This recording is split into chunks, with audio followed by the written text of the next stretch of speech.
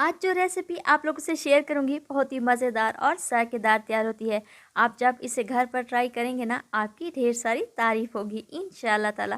बिस्मिल्लाहिर्रहमानिर्रहीम। अस्सलाम वालेकुम। लाखों करोड़ों दरूद सलाम नबी करीम सल्लल्लाहु अलैहि वसल्लम पर और उनकी आल पर। मैं हूं अनाबिया और वेलकम करती हूं आपको अपने यूट्यूब चैनल चरखारे पकवान में। आज बनाएंगे मज़ेदार सा सलमानी वाइट बीफ पुलाव।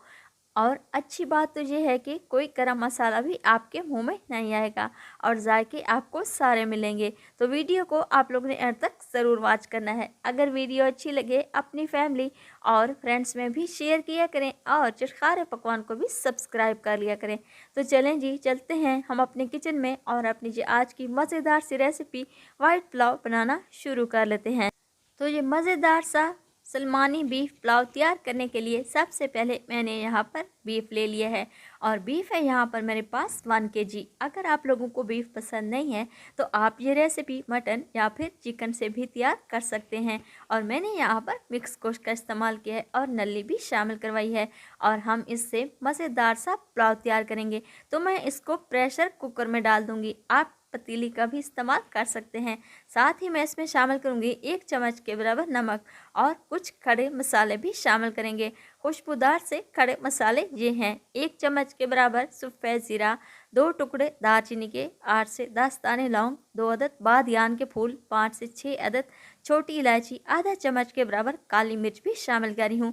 बस यही मसाले शामिल करने हैं। ये तमाम मसाले शामिल करने के बाद मैं इसमें 3 गिलास के बराबर पानी शामिल करूँगी क्योंकि हमने बीफ की यखनी तैयार करनी है और इसी यखनी से हम मज़ेदार सा पुलाव तैयार करेंगे।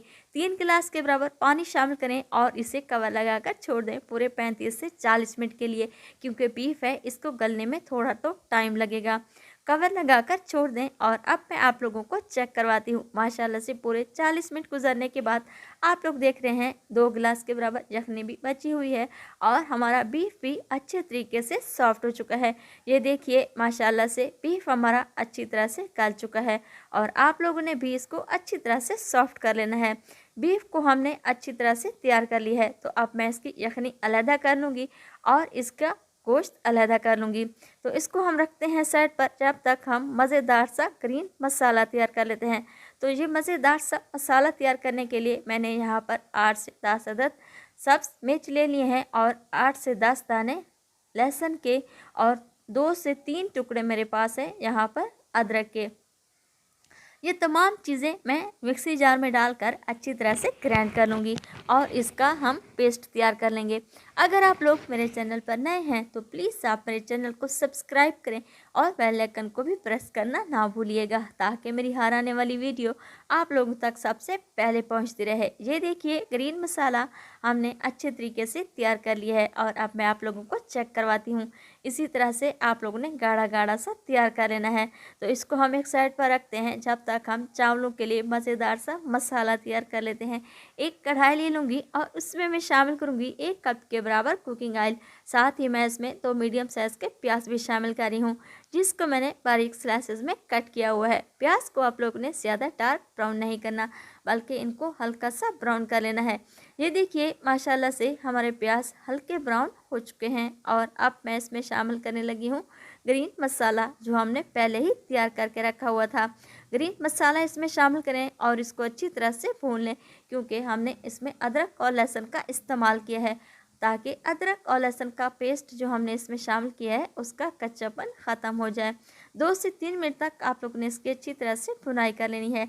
ये देखिए मैंने इसको अच्छी तरह से भून लिया है और अब मैं इसमें 6 से 7 अदद खुश्क आलू बुखारा शामिल कर रही हूँ। साथ ही मैं इसमें बीफ शामिल कर दूंगी और मैं बीफ को अच्छी तरह से 2 से 3 मिनट तक भून लूँगी।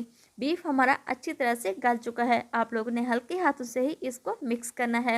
ये देखिए बीफ मैंने इसमें शामिल कर दी है और अब मैं इसकी अच्छी तरह से भुनाई कर लूँगी और साथ ही मैं इसमें 1 कप के बराबर दही शामिल करूँगी। दही को मैंने पहले अच्छी तरह से फेंट लिया था। आप लोगों ने इसमें टमाटरों का इस्तेमाल बिल्कुल भी नहीं करना क्योंकि हम वाइट पुलाव तैयार कर रहे हैं। तो आप लोगों ने इसमें सिर्फ और सिर्फ दही का ही इस्तेमाल करना है। दही शामिल करने के बाद मैं दोबारा इसको अच्छी तरह से मिक्स कर लूँगी और दही का पानी अच्छी तरह से खुश्क कर लूँगी। अगर आप लोगों को मेरी ये वीडियो पसंद आए, अपनी फैमिली और फ्रेंड्स में भी शेयर किया करें। चटखारे पकवान को भी सब्सक्राइब कर लिया करें और मुझे कमेंट्स बॉक्स में भी बताया करें कि आप लोगों को मेरी ये वीडियो कैसी लगी। साथ ही मैं इसमें कुछ मसालों का भी इस्तेमाल करूँगी। 1 चम्मच के बराबर मैं इसमें नमक शामिल कर रही हूँ, 1 चम्मच मोटा कुटा हुआ खुश्क धनिया, 1 चम्मच के बराबर सौंफ शामिल करेंगे। याद रहे हमने पहले यखनी में भी नमक शामिल किया था, इसलिए आप लोगों ने नमक हाथ रोक कर ही इस्तेमाल करना है। साथ ही अब मैं इसमें यखनी शामिल कर दूंगी। 2 गिलास के बराबर यखनी बची हुई थी, वो मैं इसमें शामिल कर दूंगी। अगर ज़रूरत पड़ी तो मैं इसमें आधा गिलास के बराबर और पानी शामिल करूंगी। और मैं यहाँ पर चावल कच्ची बासमती का इस्तेमाल करी हूँ, जिसको मैंने आधा घंटा पहले भिगो कर रख दिया था। और अब मैं इसमें शामिल करूँगी 5 से 6 अदद साफ मिर्च, आधी घटी पुदीना और ढेर सारा हरा धनिया।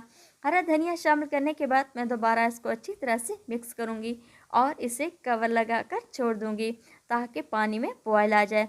ये देखिए माशाल्लाह से पानी में बॉयल आ चुका है। और अब मैं इसमें चावल शामिल कर रही हूँ और मैं यहाँ पर 3 पाव चावलों का इस्तेमाल करूँगी।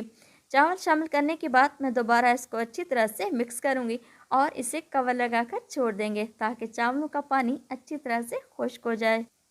चावल मैंने शामिल कर दिए हैं और अब मैं दोबारा इसको अच्छी तरह से मिक्स कर दूंगी और इस स्टेज पर मैं इसका नमक भी चेक कर दूंगी। नमक मैंने चेक किया है, नमक बिल्कुल परफेक्ट है। ये देखिए माशाल्लाह से चावलों का पानी अच्छे तरीके से खुश्क हो चुका है और अब मैं इसे कवर लगाकर छोड़ दूंगी पूरे 15 मिनट के लिए, ताकि हमारे ये मज़ेदार सा पुलाव तैयार हो सके। मीडियम टू लो फ्लेम पर आप लोग ने इसे कवर लगाकर छोड़ देना है।